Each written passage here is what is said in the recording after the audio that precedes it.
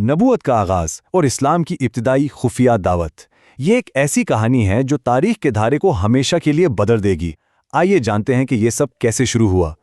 اکثر ہم سوچتے ہیں کہ ایک عالمی تحریک کا آغاز کیسے ہوتا ہے، شاید کسی دھماکے سے، کسی بڑے اعلان سے؟ نہیں، اکثر یہ ایک سرگوشی سے شروع ہوتی ہے، اور اسلام کی کہانی بھی کچھ ایسی ہی ہے جو ایک غار کی تنہائی سے شروع ہوئی۔ اور وہ سرگوشی، وہ پہلا لمحہ ایک بہت ہی گہرا اور ذاتی تجربہ تھا، یعنی پہلی وحی کا نزول۔ ذرا تصور کریں غار ہرا کی اس خاموشی کا، جہاں اچانک یہ الفاظ گونجتے ہیں، پڑھو اپنے رب کے نام سے جس نے پیدا کیا۔ یہ صرف ایک آیت نہیں تھی، یہ ایک نئے دور کا آغاز تھا، ایک ایسا حکم جس نے آنے والی تاریخ کا رخ ہی بدل دیا۔ لیکن یہ کوئی پرسکون لمحہ نہیں تھا، یہ ایک ایسا تجربہ تھا جس نے وجود کو ہلا کے رکھ دیا۔ ہیبت بھی تھی، خوف بھی تھا، اور ایک ناقابل تصور ذمہ داری کا بوجھ بھی۔ اور ایسے نازک وقت میں یہ حضرت خدیجہ رضی اللہ عنہا تھیں جنہوں نے اپنی حکمت اور یقین سے آپ صلی اللہ علیہ وسلم کو سنبھالا اور تاریخ کے اس اہم ترین موڑ پر ثابت قدم رکھا۔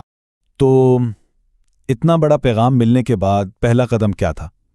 کیا پوری دنیا کو للکارا گیا؟ نہیں، پہلا قدم تھا ایک چھوٹا مگر انتہائی قابل اعتماد حلقہ بنانا۔ اور سب سے دلچسپ بات یہ ہے کہ سب سے پہلے ایمان لانے والے کون تھے؟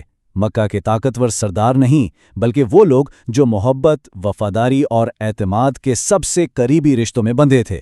آپ کی شریک حیات حضرت خدیجہ، نوجوان کزن حضرت علی، آزاد کردہ غلام حضرت زید اور جگری دوست حضرت ابو بکر رضی اللہ عنہم۔ ذرا اس گروہ کی ساخت پر غور کریں، ایک معزز کاروباری خاتون، ایک نوجوان، ایک سابق غلام اور ایک تاجر۔ اس وقت کے سخت طبقاتی معاشرے میں یہ کوئی معمولی بات نہیں تھی۔ یہ اس بات کا پہلا ثبوت تھا کہ اسلام کا پیغام ہر قسم کی سماجی تفریق سے بالاتر ہے۔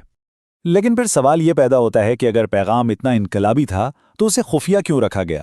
یہ خاموشی ایک حکمت عملی تھی یا کوئی مجبوری؟ جواب ہے 3 سال۔ پورے 3 سال تک یہ دعوت خفیہ رہی۔ یہ کوئی ہچکچاہٹ نہیں تھی، بلکہ ایک بہت گہری اور سوچی سمجھی حکمت عملی تھی۔ اس حکمت عمل کو سمجھنے کے لیے ان دونوں مرحلوں کو دیکھتے ہیں۔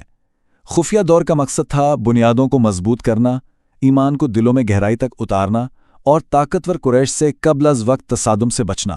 اس کے برعکس جب کھلی دعوت کا وقت آیا تو مقصد تھا پیغام کو عام کرنا اور نظام کو چیلنج کرنا، چاہے اس کے لیے کتنی ہی مخالفت کا سامنا کیوں نہ کرنا پڑے۔ تو یہ خفیہ جماعت ملتی کہاں تھی؟ ان کا مرکز تھا اسلام کا پہلا ہیڈ کوارٹر، دار ارقم۔ دار ارقم یعنی ارقم کا گھر۔ یہ صرف ایک گھر نہیں تھا، یہ نئی مسلم کمیونٹی کا پہلا سکول، کمیونٹی سینٹر اور خفیہ مرکز تھا۔ اور اس کی سب سے بڑی خوبی، یہ کعبہ کے قریب دشمنوں کی نظروں کے عین سامنے تھا، لیکن پھر بھی ان کی پہنچ سے دور ایک محفوظ پناہ گاہ تھا۔ اس گھر کی دیواروں کے اندر ایک نئی دنیا تشکیل پا رہی تھی۔ یہ عبادت گاہ بھی تھی اور درسگاہ بھی۔ یہاں قرآن سیکھا جاتا تھا، ایسے مضبوط رشتے بنائے جاتے تھے جو بعد میں ہر آزمائش میں کام آئیں، اور یہیں مستقبل کی حکمت عملی تیار ہوتی تھی۔ یہ وہ جگہ تھی جہاں پہلی مسلم نسل نے اپنی شناخت پائی۔ 3 سال کی خاموشی اور تیاری کے بعد آخرکار وہ لمحہ آ گیا جب سرگوشیوں کو اعلان میں بدلنے کا حکم نازل ہوا۔ تو اس پورے سفر کو ایک نظر دیکھیں۔ غار ہرا میں ایک ذاتی تجربہ، پھر ایک قابل اعتماد قریبی حلقہ، اس کے بعد 3 سال کا خفیہ مشن، اور پھر آخرکار حکم اٹھو اور خبردار کرو۔ ہر قدم ایک سوچی سمجھی حکمت کا حصہ تھا۔